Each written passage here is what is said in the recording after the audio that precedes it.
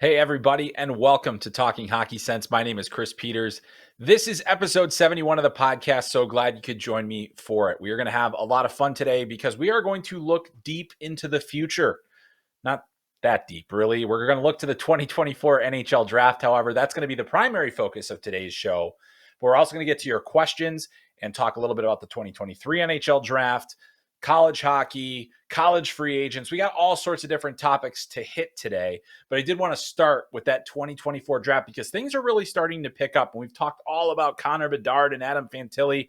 Well, I've talked about those guys enough. I want to start looking ahead to the future, and we've got some really great candidates for the top of next year's draft that I wanted to get you familiarized with if you haven't yet already. So we'll get to that in just a second. Before we do that, however, I wanted to let you know we're going to be recording on a different day, so the podcast is going to come out on a different day as well. You'll usually be able to get access to it on Wednesday nights or Thursday mornings on your app of choice or FloHockey.tv or YouTube.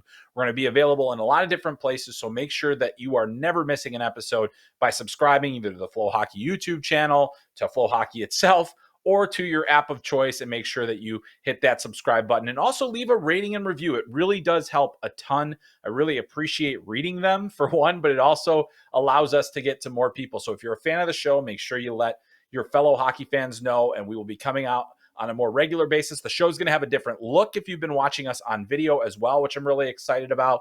And we will also get back to getting more guests in, but we have a lot of questions. I got a lot of great questions from listeners, so I wanted to stick with handing the show over to you in the second half. But before we get there, I want to talk about that 2024 NHL Draft. I also want to talk a little bit about Devon Levi. If you're a Buffalo Sabres fan, you're not going to want to miss that. And just a little bit of things about kind of what's happening in the hockey world, including the 2024 World Junior schedule is out. And so that's exciting. There's also a little bit of news in terms of Russia and Belarus and where they fit into the IIHF plan, if at all. But there was a little bit of news that came out about that when the schedule was released. So we're going to talk all about that. But as I mentioned, we're going to start first with the 2024 NHL Draft. And I wanted to start at the top because I think right now it's too early to say for us who the number one pick is going to be. We have an idea of who it could be, but there's a lot of really good players that are going to have a chance to grow. And there's a lot that can happen between that 17-year-old season and that 18-year-old season. Or, a guy that's like a U17 player like Macklin Celebrini, or a guy that's a late 2005 like Artyom Levshunov. Those are the different players that we are going to be talking about in the top of this. And a lot can happen. And that's why you don't want to say, well, this guy is for sure the number one, and especially in a class where I think there's just a lot of talent and nobody's necessarily separated from the pack. But we're starting to see it a little bit. We're starting to see certain guys step up, and I think that there are going to be a number of players that are especially exciting to watch in this upcoming, that'll be going into next year for the draft. So if you are a fan of a team that is tanking this year, you're probably not going to be very good next year either. These are going to be some of the players that are going to be available to you then. So the first guy I want to talk about is a guy you can see every single game on FloHockey. He's a guy we told you about very early on this season in Macklin Celebrini. He's a 2006 born native of Vancouver, currently playing for the Chicago Steel. And I wanted to take some time to do a little bit more of an in-depth breakdown. We've mentioned him on the show. We've talked a little bit about him, but I had a chance to see him live a couple of weeks ago, and I had a chance to see him live at the beginning of the season. We're starting to see that progression in his game, and that's why I'm starting to get a lot more comfortable with kind of projecting him out as one of the candidates to be the number one pick in 2024. So let's just give you the rundown of Macklin Celebrini really quickly in terms of what he has done this season for the Chicago Steel. As we record this week, he was named the USHL Forward of the Week. He had a 7-point weekend, 7 points over 2 games. He now leads the USHL with 28 goals and 54 points. He is on pace for 82 points this season. That would make him the highest scoring 16-year-old in the history of the USHL in a single season. That's more than Andrei Svechnikov. It's more than Adam Fantilli, who we're talking a lot about this year, more than Thomas Vanek. There's a lot of players that have played in this league at 16 years old, and Max Celebrini, as long as he stays healthy and continues on this pace, is going to be the highest scoring 16-year-old in the history of the USHL. Very difficult league to score in, Very difficult league for a 16-year-old to play in, and Max Celebrini is obliterating the league this season at a level we haven't quite seen. Now, one guy that we have seen have a lot of production is Jack Hughes. Jack Hughes was a 2-point per game player as a 16-year-old in the USHL. He played at the National Team Development Program, and he wasn't, he didn't play a full season. He didn't play as many games as Macklin Celebrini, so his raw points weren't going to be as high, but his points per game average is pretty darn good, 2 points a game. So Macklin Celebrini, not quite at that level. However, based on everything I've seen, I have no problem saying that Max Celebrini is the best 16-year-old I've seen in the league since Jack Hughes, and one of the best I've ever seen in the league. That's how good this young man is. Now, next year, he is slated to go to Boston University. So he is accelerating his schooling. He's going to enter Boston University as a 17-year-old. And we think about some of the different guys that have gone into college. Jack Eichel went in as a late birth date. Kyle Connor went in after his draft. Guys that dominated the league. Max Celebrini's going in early. Zach Werenski and Noah Hanifin have done that. Matthew Wood is doing that this season for UConn. It's very difficult for a 17-year-old to go into a league where there are guys that are 20, 25. So it'll be interesting to see that transition. But if we look at what Adam Fantilli is doing at Michigan right now as a draft eligible, and I feel like that's exactly what we should be projecting for Max Celebrini. Celebrini has size. He's 6'2", roughly. I mean, he's growing. He's getting stronger. He's getting thicker. He's getting much harder to knock off the puck. I watched him play against the Cedar Rapids Rough Riders, a team that will play you physical, that will play you hard. He had 2 points in that game, including a goal, and he just shrugged it all off. And that's for a 16-year-old to see the confidence that he's playing with. That's probably the biggest difference from the beginning of the season to now. He knows he can be a dominant player, and he's simply doing it.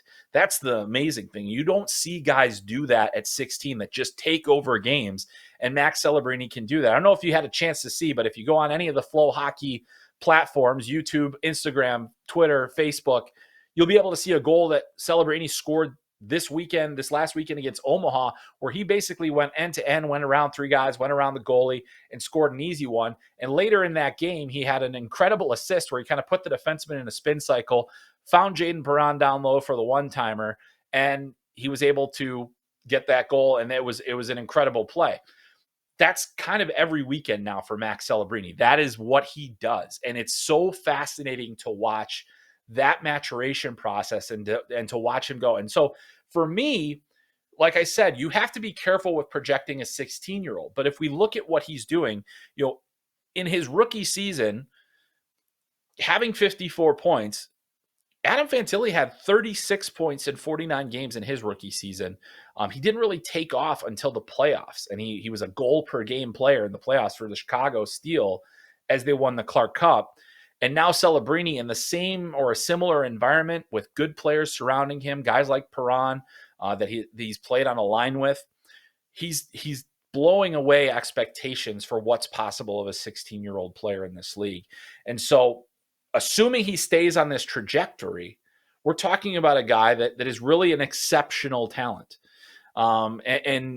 Celebrini could have gone to the WHL. He was drafted by the Seattle Thunderbirds. Seattle has maybe the biggest wagon going in junior hockey right now. They've got 5 first-round draft picks on their roster and a couple of guys that could go in the first round in subsequent drafts. Imagine Macklin Celebrini in that situation. Man, he'd probably be having not a Connor Bedard-like season, but he'd probably be pretty high up in the scoring race.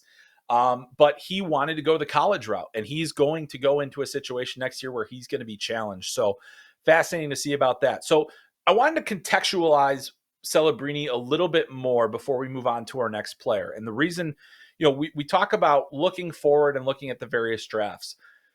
So knowing that there's a lot of variables that can take place between now and the 2024 draft, I'm just saying, like, in this hypothetical where if he stays on the development track that he's on, if he stays healthy, if he continues basically doing what he's doing now in the USHL at the collegiate level next season, if he were eligible for this draft and you take all of that information that I just kind of put out as the hypothetical, I would put Celebrini number 2 behind Connor Bedard. And I am a huge believer in Adam Fantilli. I think he's an exceptional talent. He does a lot of things really well. I think the trajectory that Macklin Celebrini is on right now is better and will take him higher. So that's why at this very, very early stage, to me, he's the player that has the best chance to go number one next year. And again, you can watch him whenever you want on FloHockey. I'm not pumping his tires just because he's on FloHockey, but I've watched this player and I continue to be blown away. And I think last weekend where he had that 7-point weekend, his second 5-point game of his USHL career already, there's something special going on with that player. And we need to continue to put a focus on him and what he's doing because you just don't see it very often. So enjoy it while it lasts. All right. So there are a lot of other players. I've had questions about the 2024 draft before that we've answered kind of in, brief on this podcast, which is why I wanted to spend more time this week. And the next guy that I wanted to cover is Cole Eiserman. Now, Cole Eiserman's playing at the National Team Development Program. He's actually teammates with Celebrini at Shattuck St. Mary's 2 years ago or last year, at that vaunted program. And Eiserman was the goal scorer. Celebrini was more of the playmaker. They both had just a monster amount of points. We're ahead of the pace of guys that have gone through that Shattuck program, like Nathan McKinnon and others. Not quite at the Crosby level. I think they were, behind Sidney Crosby in his historic numbers. But Cole Eiserman is a legitimate goal scorer. And right now, after this last weekend, the under-17 team of the National Team Development Program played overseas in a tournament, and Eiserman was a goal-scoring machine. He is now up to 40 goals this season for the NTDP. Based on, he'll there's a good chance, I haven't confirmed it, but there's a good chance that he's going to get called up very soon to that under-18 team and play there and probably be playing in the under-18 World Championship. And that is going to give him an opportunity to continue to just expand the notoriety and the exposure that he's gotten already. Eiserman is committed to Minnesota. He is not expected to arrive at Minnesota until the season after next, so it is more likely he will play his draft season in the NTDP next year. We're still waiting to see, exactly how that's all going to move. But that, as of right now, the way that Cole Eiserman is scoring, he's currently on a goal-scoring pace that is comparable to that of Cole Caulfield in his under-17 season at the NTDP. And Caulfield now, of course, a member of the Montreal Canadiens and a Hobey Baker winner a couple of years ago with the University of Wisconsin. And Eiserman is currently on pace to surpass Cole Caulfield's record of 54 goals as an under-17 player. Now, Caulfield had 72 goals the following season, and now all of a sudden you're saying, well, what is the bar for Cole Eiserman? Now, the reason that I think a lot of people look at Eiserman and say, hey, he's got a chance to be a number one pick is because of that goal-scoring tool. That said, when we've compared him, side by side with Celebrini, and we've done it a lot because they played together at Shattuck St. Mary's, Eiserman is in terms of his overall point production, he's a bit behind Celebrini. He doesn't necessarily have the size and he doesn't have the skating ability that Celebrini does. Those are among the separating factors. He has tremendous goal scoring sense, tremendous offensive sense and an ability to make plays, but he's a goal scorer and he's a shooter. So if he does in fact score 54 or more goals this season, it is a really incredible number for any player at any point. But to do it in your U17 season is particularly special. And we haven't seen many guys that can do that. And then we obviously saw Cole Caulfield do that. And he's transitioned that into success at the NHL level. But, Celebrini, you look at his point production in the USHL. Eiserman has played, I think, 21 games in the USHL this year. Doesn't have the same level of points per game at that level as Celebrini does. So that's where we're starting to see a little bit of separation. But I would say that Cole Eiserman is a unique talent. He can score a lot of goals and he can make a lot of plays, and he's done that throughout this season. It'll be very interesting to see kind of how he progresses. Does he get any bigger? Can he get stronger? Does the skating improve? And all of those different things. If this, then that can happen, and things can really shift in a draft season. So these next couple of years are critical for him. Keeping it in the USHL, I mean, if you are a fan of prospects and a fan of looking ahead into that crystal ball, what a year in the USHL this has been, because they also have one of the very top defensemen eligible for next season draft, and that's Artyom Levshunov, who plays for the Green Bay Gamblers. And I saw him live as well, and I've watched him on video, and he is a tremendous talent. He's about 6'2", probably closer to 6'3". Great skater. He is a native of Belarus. So, interestingly enough, Belarusian players not allowed to play in the Canadian Hockey League, nor are Russian players, given the circumstances in Ukraine. However, I mean, Artyom Levshunov is what we entered the USHL as a 16-year-old kid. Doesn't have a whole lot to do with that, and I don't necessarily agree with what the CHL has done, barring those teenagers from being part of this. I know there's a lot of complicated factors that go into how Russian and Belarusian players are viewed right now. But what I'll tell you about Artyom Levshunov is what I've seen from a hockey standpoint.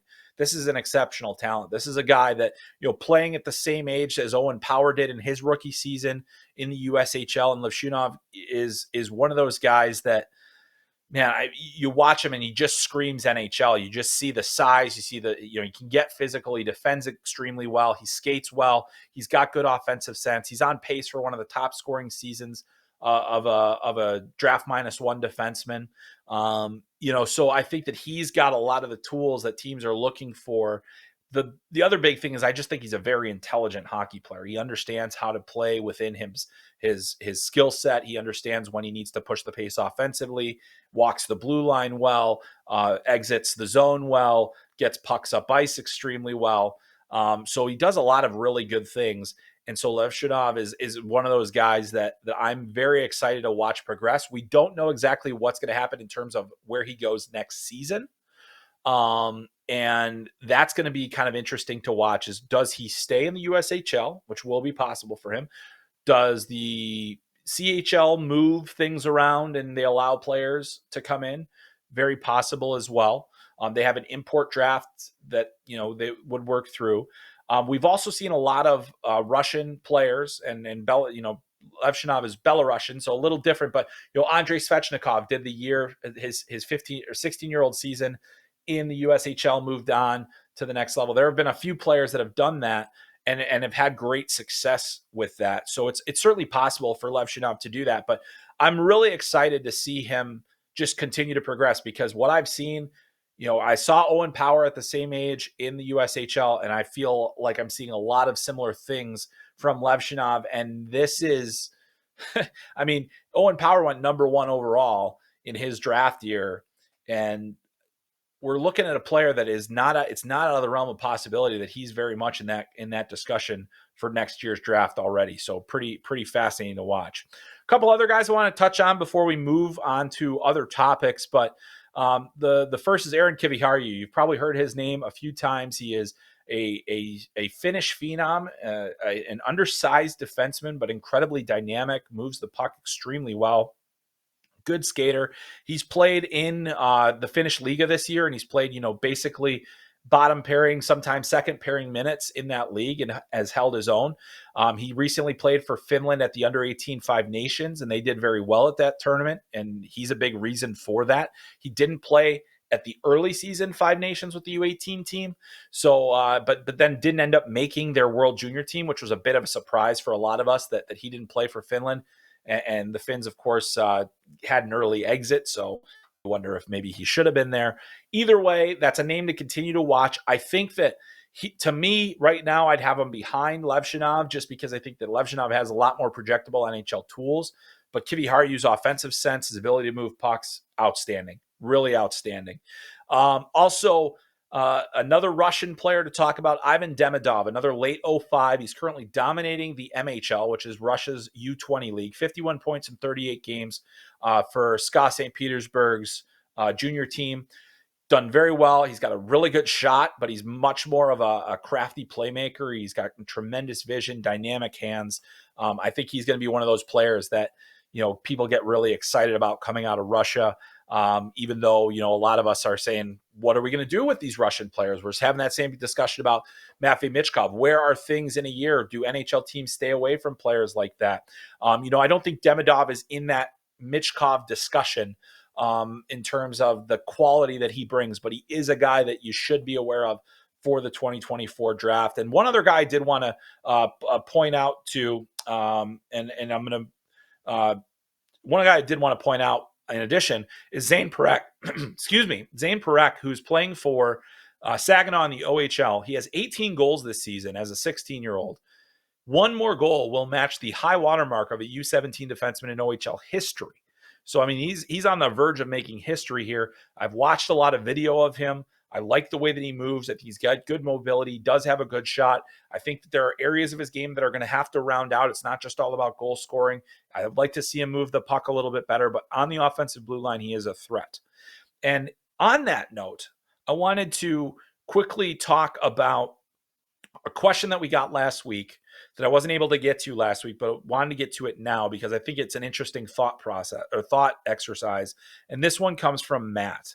And Matt asks, he said, it feels like the 2024 draft is becoming the year of the defenseman with Levshunov, Parekh, Kiviharju at the forefront. Do you think teams will look at that going into 2023? So that's an interesting thought process because the 2023 draft, as we look at it now, not a very strong year for defensemen.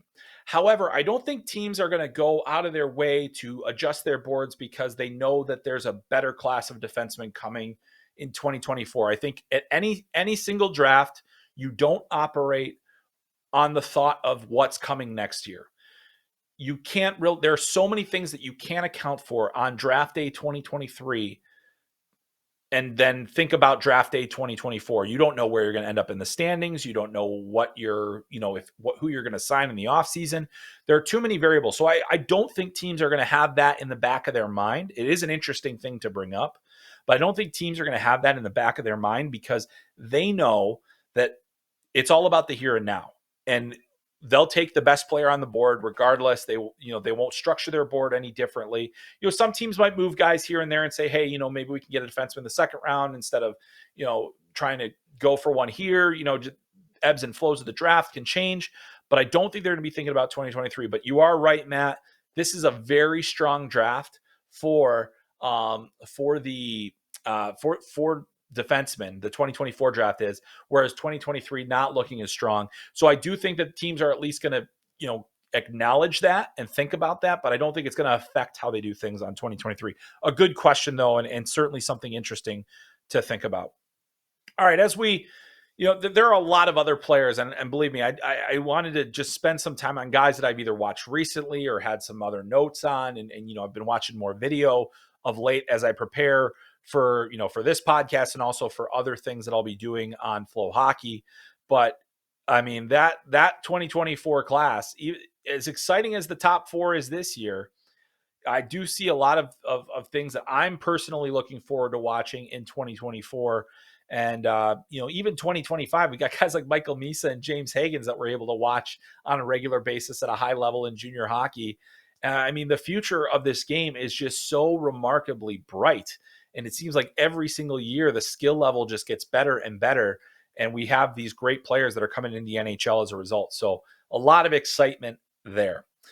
All right, up next, I wanted to talk a little bit because the news came out today in Wednesday as we record this, that the schedule for the 2024 World Junior Championship is out. And that will be played in Gothenburg, Sweden, December 26th through January 5th.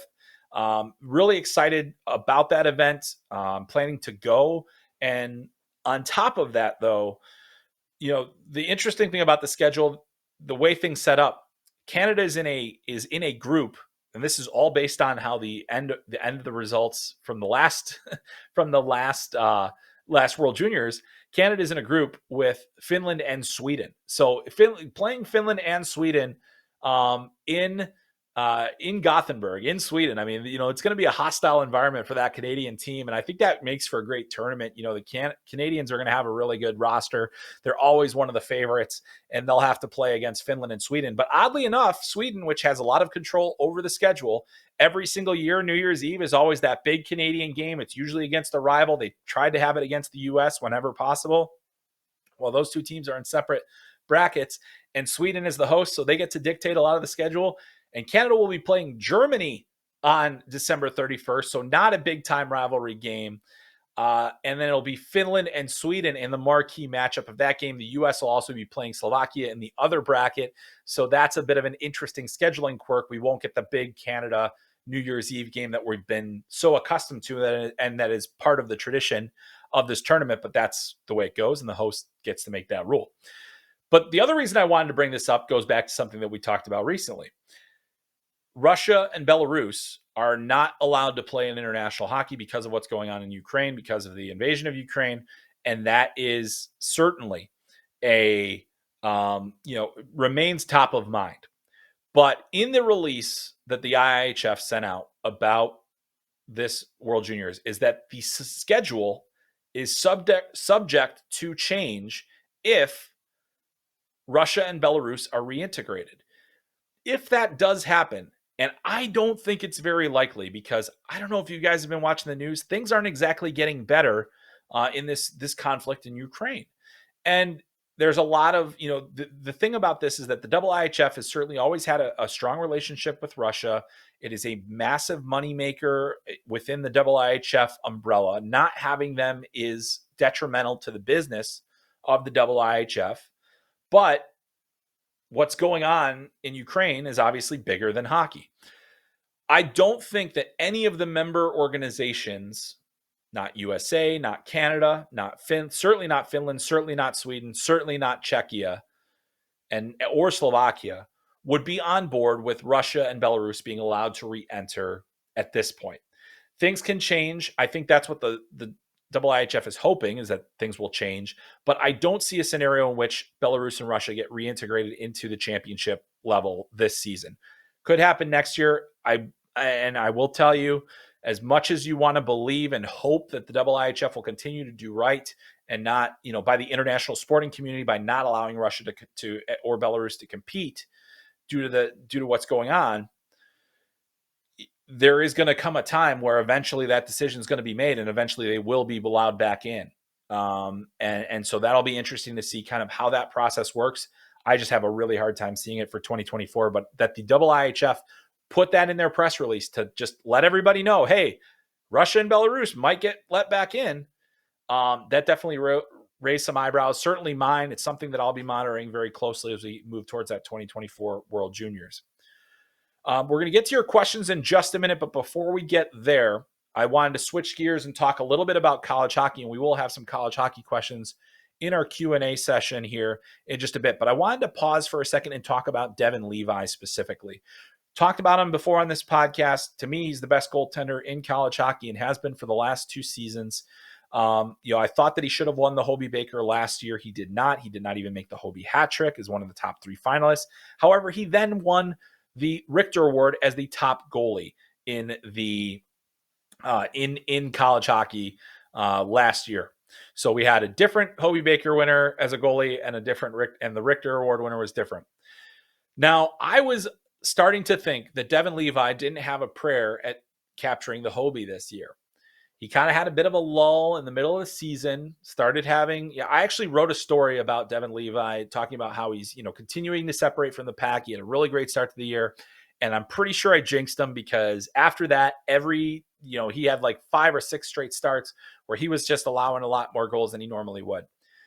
That said, Northeastern's been pretty leaky this year. They're top 10 in the country in shots allowed per game, 33.2 shots allowed.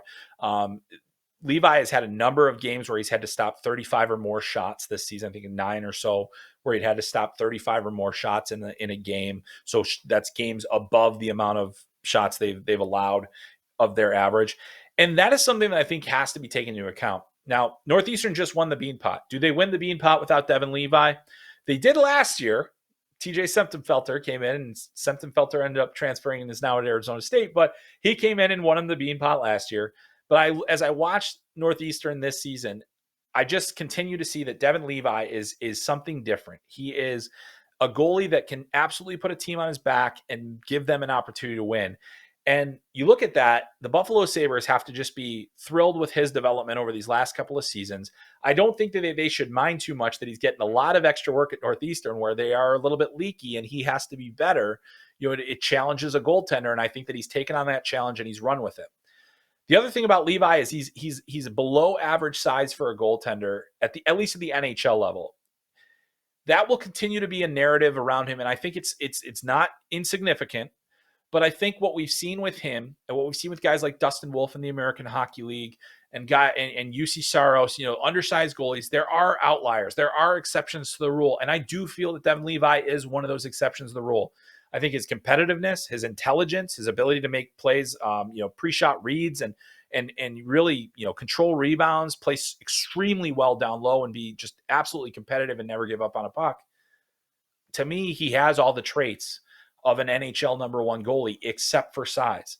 And so everything else I've seen and all of the evidence that's compiling, this is a guy that's very special. He's now got a Beanpot trophy. He's got the Beanpot MVP. And all of a sudden, Northeastern is very much back in the conversation for the NCAA tournament.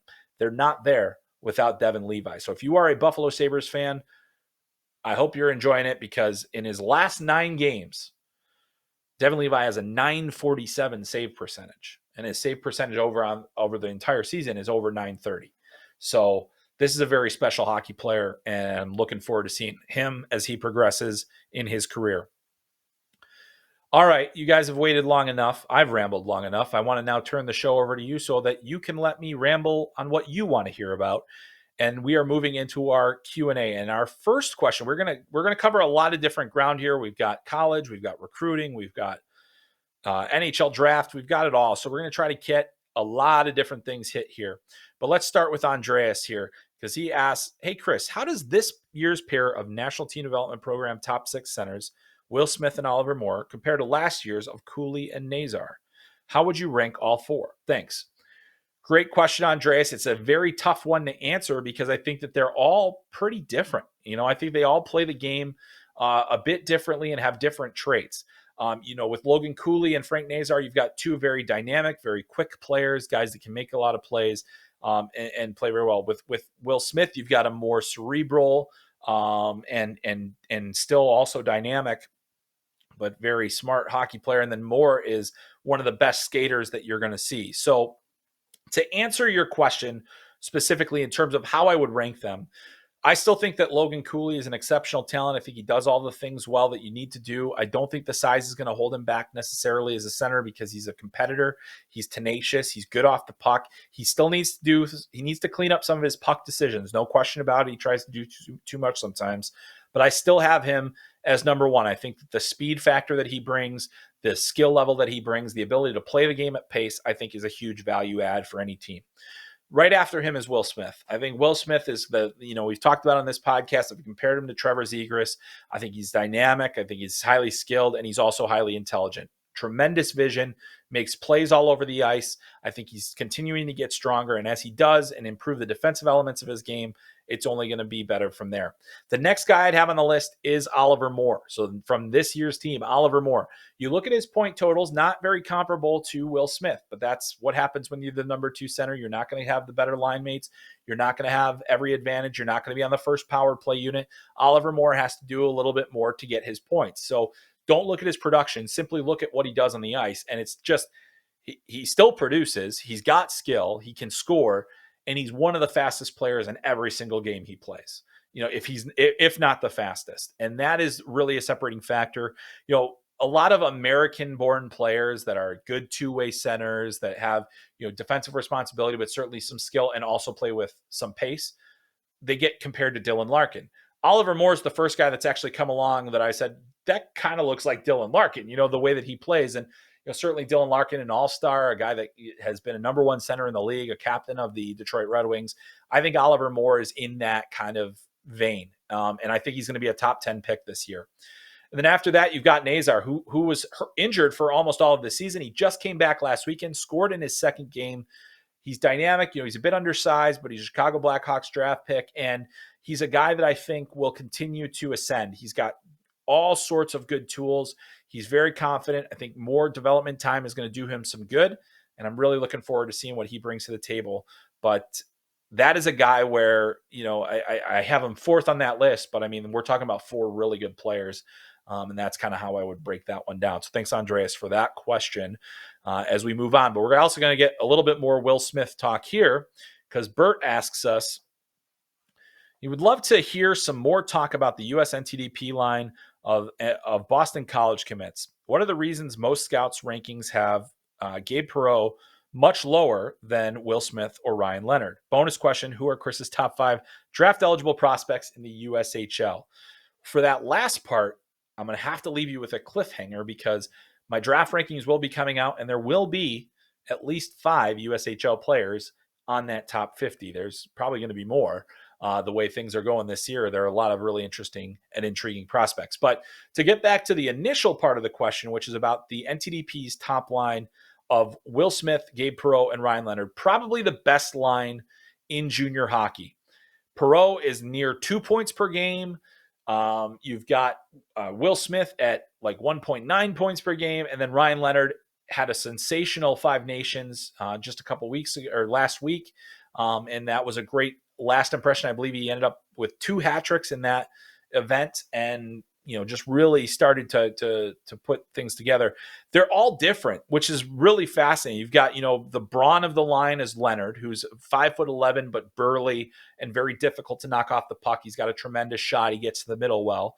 You've got a little bit more of a lanky, speedy Will Smith who plays the game at his pace and kind of dictates the pace and does whatever he wants. He's going to have the puck a lot.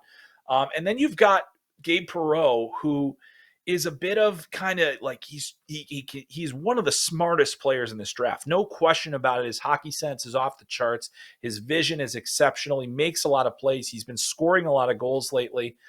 And so, when you look at this and you look at a lot of the draft rankings, and, I don't want to give mine away yet, but when you look at those draft rankings and you say, wow, Gabe Perreault seems to be a lot further down than Will Smith and Ryan Leonard a lot. And he's the highest scorer of those guys. And as Bert mentioned, they're all committed to Boston College. So they're going to stay together next year. So the best line in junior hockey is moving to BC next season. But when it comes to Gabe Perreault, I think part of the reason that scouts have not been as high on him, and certainly one of the reasons that I have the other two a little bit ahead of him, is I think that a lot of his game can still be a little perimeter at times. He's doing a better job of getting to the interior. He is not, of those 3 guys, he's probably the weakest skater. The foot speed has definitely improved. I've seen improvement in his skating this season. I don't think it's something that's going to hold him back. That's why I still believe that he is a clear-cut first-round draft prospect. He doesn't have the size. Sometimes the compete can go a little bit in and out, but I think we've seen this year that he's been a lot more consistent in a lot of different areas of his game. So I do think he will eventually kind of move into a little bit of a higher tier than he is right now among fellow draft eligibles. But I still think he'll likely on most lists be behind Smith, who is dynamic as the center, has a lot more, puck driving capabilities. And then you've got Leonard, who's more of a defined goal scorer, who has some ruggedness to his game, not very easy to push around. Skating is good enough. So that's where I see some of the disconnect there. All 3 of them are exceptional players. Boston College is getting a tremendous group. And if they keep them together, you could very well see that line at the World Juniors next year. But it's been fascinating to watch. I'm actually going to go check them out live next week. So I'll be able to see them and see kind of where we're at with that group. But what a tremendous trio of prospects that is. And they're all on the same team, so it's very easy to watch them. All right, we're going to bounce back to the 2024 and 2025 draft eligibles here with this next question, as it comes from Jake. And Jake asks, besides Cole Eiserman and James Hagans, who else off that 06 NTDP team have you enjoyed this year? Really good team. They're the national under-17 team. They just played internationally. I watched some of their games that they played over in Switzerland, knowing that we were going to be talking about 2024 this week. I think one of the guys that has really stood out to me, and every time I've watched him, it'll be interesting to see what it does for his draft stock, is Cole Hudson. Now, Hudson is the younger brother of Lane Hudson, who is currently having one of the best freshman seasons in recent memory for a defenseman. Lane famously 5'8", about 150 pounds, it feels like, or seems like, and not big, but incredibly dynamic. Cole has a lot of similarities to Lane. They play very similarly. They're similar in stature. Cole's a little bit bigger than Lane was at the same age, so that's good for him. But he's able to walk the blue line extremely well. He gets pucks out of trouble. He's got, some dynamic edge work that he does to be deceptive with his skating. He moves pucks well. He's got vision. He gets pucks down low when he's in the offensive zone, which is something that Lane does exceptionally well for a defenseman. So I think that those are guys that, Cole Hudson has been a guy that has routinely stood out. Will Skahan, who's a big burly defenseman, he's got a lot of pro projectable tools. He's been a lot of fun to watch. And then one other guy that I think has been kind of an unsung hero for that team and has kind of flown below the radar a little bit among his more highly productive teammates is Christian Humphreys, who is a Michigan State commit. He's kind of on a little bit further down their lineup, but it seems like that he comes up with big goals often. And so a huge coup for Michigan State to land that player as a commit. But yeah, I mean, Eiserman and Hagens are definitely the show. I think they're the two most likely to be recalled to the under-18 team to play for the under-18 World Championship. Maybe we'll see one or two of the defensemen from the NTDP team as well have a chance to move up. Skahan probably more likely than Hudson, just for the size factor. But I mean, a lot of different variables there. So we'll have to watch that U17 team. But to answer Jake's question, I think that the guys that I just mentioned are guys that stand out, and I think there's a lot of story left to be written about that U17 team that's had a lot of success this season. All right, our next question comes from, I believe we got Kenneth here. Kenneth asks, what is your opinion on Shane Wright in his 7 games so far with Windsor?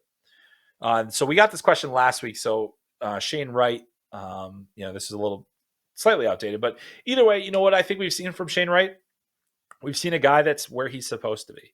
I think he's played well enough. He's produced. He's had a chance to get good puck touches. He's playing on a very competitive team in Windsor. I haven't watched a ton of his games yet, but the clips that I've been able to watch of him just suggests to me that he's in the right place. I think there's more development time needed for him. I think he's got to get this, this season is going to be very, very important for him. But that's the one where, I think he's got a little bit more to do to kind of become that NHL player. I'm not worried about him. I think he's going to be an NHL player. I just think that, the upside that we believed was there for a long period of time, and the reason that he fell out of the top, into the 4th overall pick instead of being first. And this is a great reminder, as we talked about 2024, there wasn't a person on earth that would have told you Shane Wright was going any lower than first in the beginning of his draft season. He ends up going 4th. It's just the way this thing works out. Development is not exactly a straight line. But I think he's progressing. He's going to progress here. And I thought from the beginning that Seattle should have put him in junior. I didn't think he was ready for the NHL. I think that the results kind of bore that out. We got to see him at the AHL level where he did very, very well. I thought he did better even than expected there. Had a World Juniors where he was kind of in and out, where you would notice him sometimes. He scored a big goal in the gold medal game. But this is a player that still needs to develop, and he's in a good spot. And I think that the Kraken are going to be happy with the results they're getting by sending him to Windsor. All right, our next question comes to one of my favorites on this podcast. It's my guy, Big Tortilla, and he asks, Chris, this is for the podcast. You have defenseman Cameron Allen ranked 13th overall.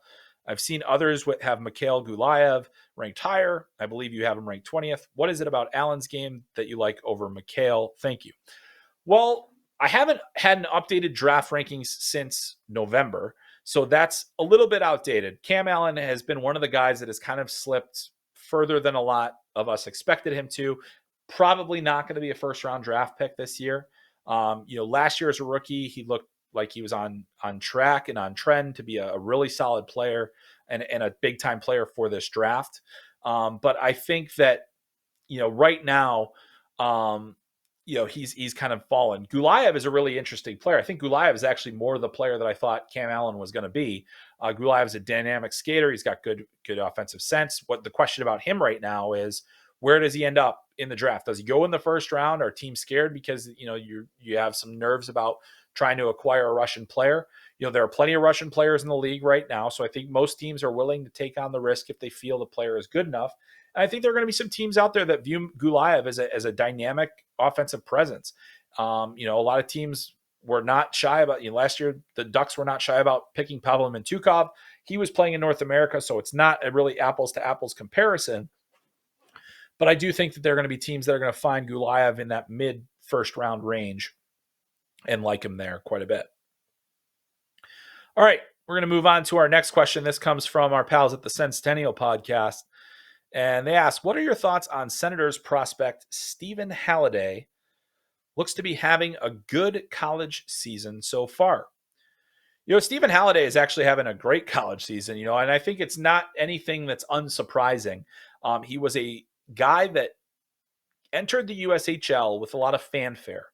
Then he ended up staying there for 4 years. Usually the guys that get a lot of fanfare, it's 2 years, and then they're on to the next thing.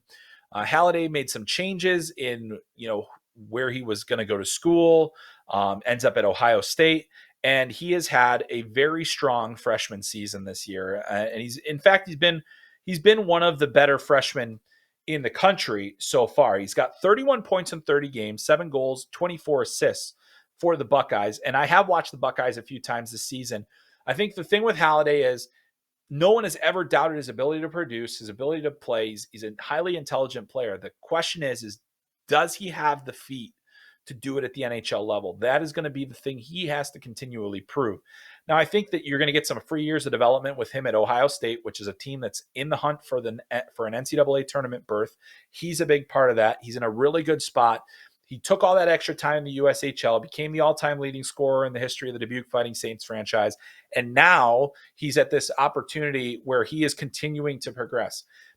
It doesn't mean that he's a surefire NHLer, but it does mean that he's continuing to put the work in, and he's pushing himself towards that possibility. So I think Stephen Halliday's had a good season and is a guy that will be worth watching for some time.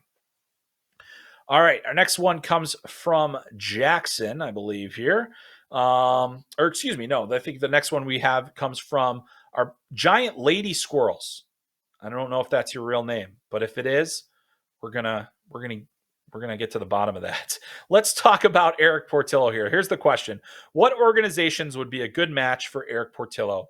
Is there any benefit in trading the rights of a soon-to-be free agent goalie when teams can't really dangle the carrot of a spring NHL debut upon leaving college like they can for skaters? That's a really good point. And in a lot of situations, teams will have that roster spot to be able to sign a player, and that gives them an opportunity to get players signed. We saw it last year with Jack McBain, got traded from Minnesota. He was not going to sign with the Wild. Got traded from Minnesota to Arizona. Arizona was able to offer him an opportunity to play right away. He signs. Nathan Smith, same thing. Wasn't going to sign with the Winnipeg Jets. Rights traded to Arizona. He signs. They give him an opportunity. So I think that if you're a team that's in a rebuilding phase, then you might say, hey, we can do a deal with the Sabres. We're going to make it a highly, conditional picks are going to be there, and we'll see what we can get. Buffalo did this with Jimmy Vesey a few years ago, where they acquired his rights for a conditional draft pick, and Vesey decided, no, I've made it this far. I'm going the free agent route. Portillo is interesting because what is he worth to a team? That's the team that says, I think if you're a team that has multiple third and fourth round draft picks, you've got to consider potentially making a deal with Buffalo to get his rights, because I do think that Portillo is the equivalent of a draft pick in that range. He's big, he's athletic, he's had success at the collegiate level. We just don't expect him to sign with Buffalo, and the Sabres would probably do well to get some asset for him. But as you mentioned, it's harder for teams to find a spot for a goalie. So there might not be that situation where you can burn the year off of the podcast. Year off of the contract. So we've got that as well. But I think for where we're at with this particular player, it would be a very risky trade to make. But if you are a team that has multiple mid-round picks and you can apply conditions to those picks, like if he doesn't sign, that third becomes a seventh or something like that, then it's worth checking out. And it's got to be a place where they don't have great goaltending depth as well. All right, I'm going to move on to our next question. And this one comes to us from Jackson. So we are getting Jackson here. Jackson asks, thoughts on TJ Hughes? As a Michigan fan, I think he's pretty underrated. I don't think you're wrong, Jackson. I think he is underrated. He's kind of flown under the radar because he's playing with such great freshmen. And he's got, Luke Hughes is a star upperclassman. You got all these other guys on this roster, and TJ Hughes is kind of settled in as an undrafted player that's, maybe not getting as much notoriety as some of those other guys.